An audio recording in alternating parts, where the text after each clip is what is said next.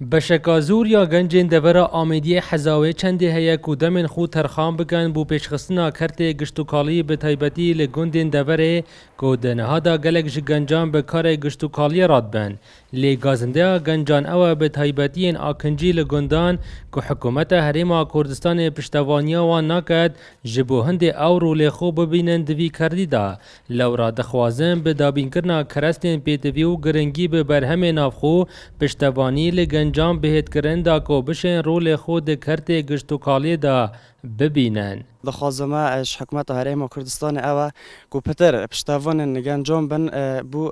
بو کرنا گشتوکالی همی لگندان و بطایبتی الویگندی کو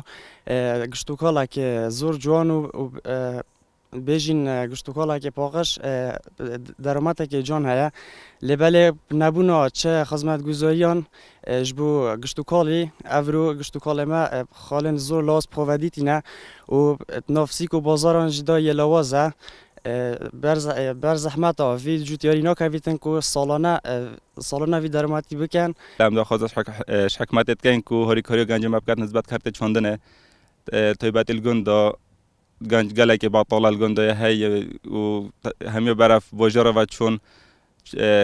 بر همه آبچنات تاگب کنجی منطقه مگاله که تنیت آوینه گنج یعنی نشه چکارت داب کردن نسبت حکمت هری کاریا و ناکت ام حس کن حکمت هری کاریا بکرد نسبت کیمیا بدات درمان بدات هری کاریا بکرد بر همه آب کردن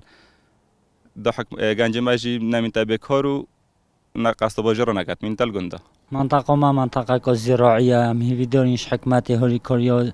خلق وان گندوب كات يا زراعاتي كان يتي الناس كيب چنوچيتن تبيا حكماتو ما حلا كي بو ببينيتن خلق وان گندو دورو بر اخر بر بوجرا واچون يعني هي دورين هوري كوريا كيب كاد جحلا بس بچنا بوجرا لی دورا آمیدی روبره که مازن هیا جبو هنده کرت گشتوکالی بهت پیش خستنو بردام دا خوازا حولاتیان او حکومت خولوی کرتیب کتا خودان ده نهاجی دا گنجان حزاوی چنده هیا وی کرتیل وی دوره پیش بخن لی او پیتوی پشتوانی نه